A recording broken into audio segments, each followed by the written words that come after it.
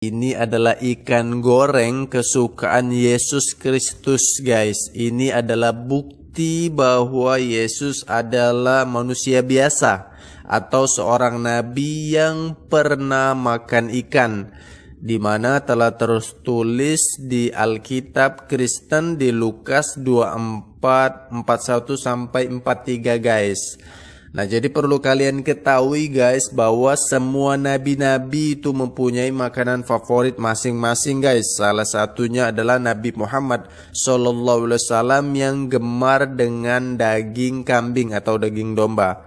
Tujuan para nabi-nabi itu sama, guys, yaitu menyuruh menyembah Tuhan yang Esa, yaitu Allah, Tuhan pencipta alam semesta, yang tidak perlu makan, guys. Jadi kalau ada yang pernah makan, berarti dia bukan Tuhan, guys. Oke, guys, saya mau makan ikan goreng dulu, guys, seperti Yesus, guys. Semoga kalian sadar, guys. Jangankan makan ikan goreng, yang mengalami kematian adalah pribadi Tuhan itu sendiri, pribadi dari Allah itu sendiri dalam natur keadaan kemanusiaannya. Itu fakta-fakta Alkitab. Saya bacakan untuk kita karena dalam konteks ini saudara-saudaraku non-Kristen selalu permanen gagal paham karena datang mendekati Alkitab, mendekati doktrin ajaran kekristenan bukan untuk belajar, tapi sok mau melontarkan tuduhan orang Kristen itu bodoh, kerdil dalam berpikir, tidak mengerti apa-apa. Tapi sebenarnya engkau yang tidak mengerti apa-apa. Saya tunjukkan kepada kita ayat-ayatnya, Bapak Ibu Saudara. Efesus 2 ayat 15.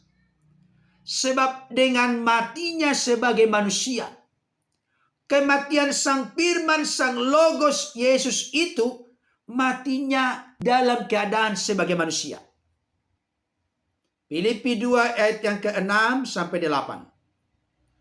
Yang walaupun dalam rupa Allah tidak menganggap kesetaraan dengan Allah itu sebagai milik yang harus dipertahankan, melainkan telah mengosongkan dirinya sendiri dan mengambil rupa seorang hamba dan menjadi sama dengan manusia, dan dalam keadaan sebagai manusia ia telah merendahkan dirinya dan taat sampai mati, bahkan sampai mati di kayu salib. Perhatikan baik.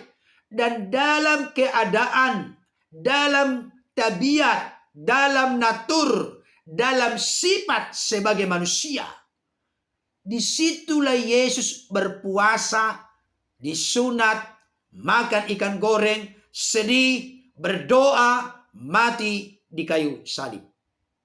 Ini clear. Jadi ketika saudara kita ini berkata begini, semoga kalian sadar. Kalau kita lihat dari konteks keseluruhan ulasan dia, berarti yang dimaksud dengan semoga kalian sadar adalah orang-orang Kristen. Saya katakan kepadamu saudaraku dimanapun engkau berada, termasuk orang-orang yang memiliki model pemahaman yang sejenis.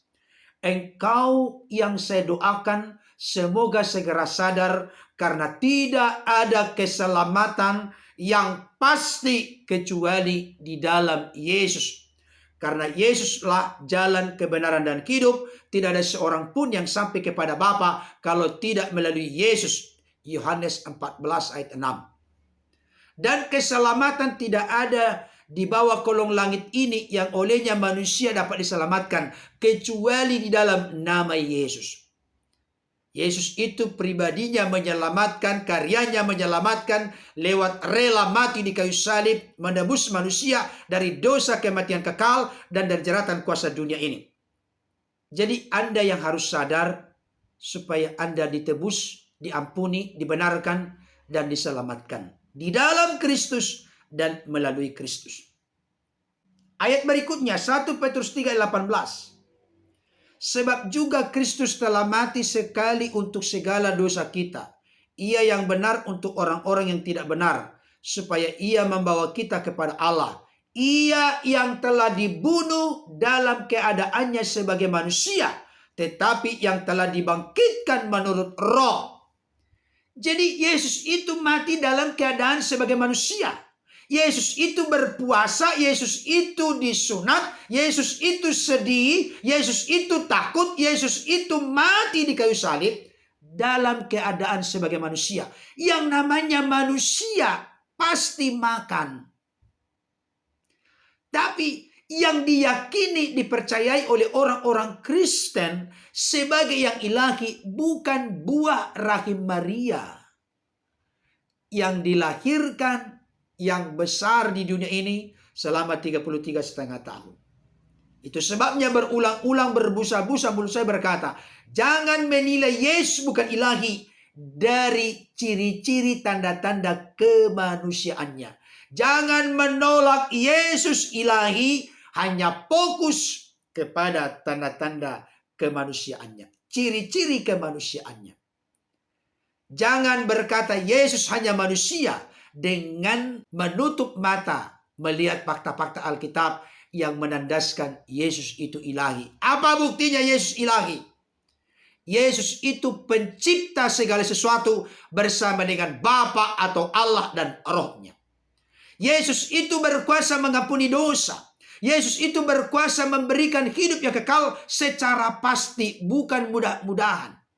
Yesus itu sudah ada sebelum Abraham ada. Yesus itu sudah ada sebelum dunia dijadikan. Berarti terkait dengan Yesus di situ bukan merujuk kepada kemanusiaannya yang belum sampai 50 tahun seperti yang dibuat argumentasi oleh orang-orang Yahudi. Itu terkait dengan keilahian praeksistensi sebagai firman yang adalah Allah. Berikutnya, saya ingin tegaskan kepada saudaraku yang memberikan ulasan ini. Ikan goreng adalah makanan kesukaan Yesus Kristus. Ini Anda mendapatkan kesimpulan dari mana? Anda sama sekali tidak mengerti tentang Yesus. Kesukaan Yesus itu bukan terkait dengan hal-hal yang semu dan sementara di dunia ini. Yesus dalam keadaan natur, tabiat, kodrat sebagai manusia. Memang dia butuh makan termasuk ikan goreng. Tapi kesukaan Yesus itu bukan ikan goreng. Kesukaannya jelas terlihat dari firman Tuhan yang berkata di dalam Yohanes 4 ayat 34. Kata Yesus kepada mereka, makananku ialah melakukan kehendak Dia yang mengutus aku dan menyelesaikan pekerjaannya. Jadi makanan kesukaan Yesus itu bukan ikan goreng.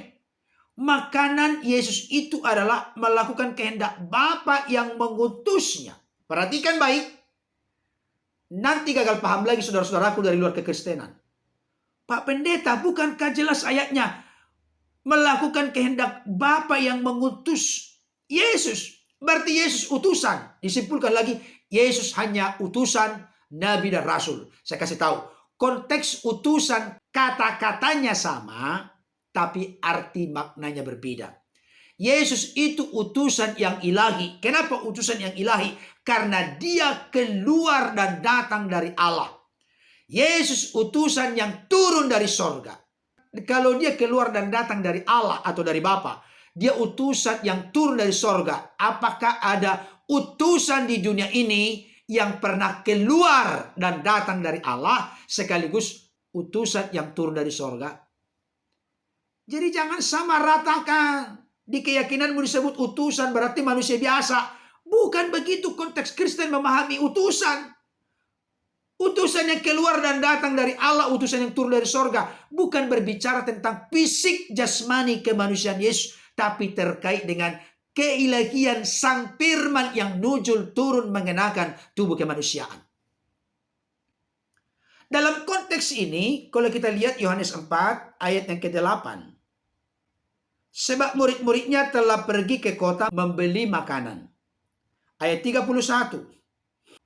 Sementara itu murid-muridnya mengajak dia, katanya, Rabi, makanlah. Kan tadi murid-muridnya pergi ke kota untuk membeli makanan. Setelah mereka balik dari kota, mereka bertemu dengan Yesus di sumur Yakub, di mana Yesus kala itu sedang berbicara dengan seorang perempuan Samaria.